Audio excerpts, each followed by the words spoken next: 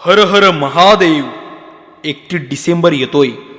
31 डिसेंबरला इंग्रजी संस्कृतीप्रमाणे वर्ष संपते आणि ह्याच इंग्रजी संस्कृतीप्रमाणे 1 जानेवारीस नवीन वर्षास प्रारंभ होतो.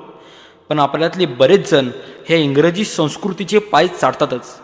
हिंदू बंधू हो, कसे तुम्ही हो, विसरून गेला पराक्रमा, पूर्वज आपली गाजवली रणमैदाने लाथाडून लावले इंग्रजांना.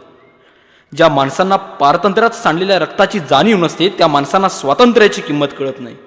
इंग्रजी लोकांचे सण साजरे करणाऱ्यांना जनाची नाही मनाची तरी लाज वाटायला हवी की या देशाला हातात झोळ्या घेऊन स्वातंत्र्य मिळाले नाही, तर आपल्याला ह्याच इंग्रजांच्या बंधनातून मुक्त करण्यासाठी, इंग्रजांच्या अंधकारात आपली स्वातंत्र्याची ज्योत प्रज्वलित करण्यासाठी लोकमान्य टिळक, स्वातंत्र्यवीर सावरकर, भगतसिंग, राजगुरू, सुखदेव, बाबूगेनू अशा अनेक क्रांतिकारकांनी भारत माता की जय, वंदे मातरम अशा अनेक जय घोषणा करत आपले प्राण स्वातंत्र्यासाठी वाळून टाकले.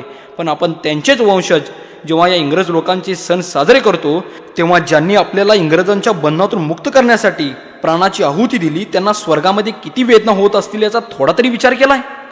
नववर्ष हे कसे मनावे दिन उगवतो नशेमध्ये, नववर्ष हे कसे मनावे दिन उगवतो नशेमध्ये, मध्यप्राशुनी धुवा काढून जाऊनी पडतो घाणीमध्ये, मध्यप्राशुनी धुवा काढून जाऊनी पडतो घाणीमध्ये. 31 डिसेंबर हे नवीन वर्ष कसे म्हणावे की ज्या नवीन वर्षाची सुरुवात नशेमध्ये होते?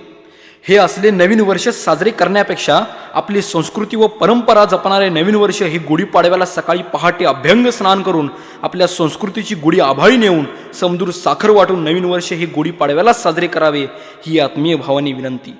मी मावळा शिवरायांचा प्रथमेश इंदुलकर. हा संदेश जनजागृतीसाठी जास्तीत जास्त लोकांपर्यंत पोहोचवा.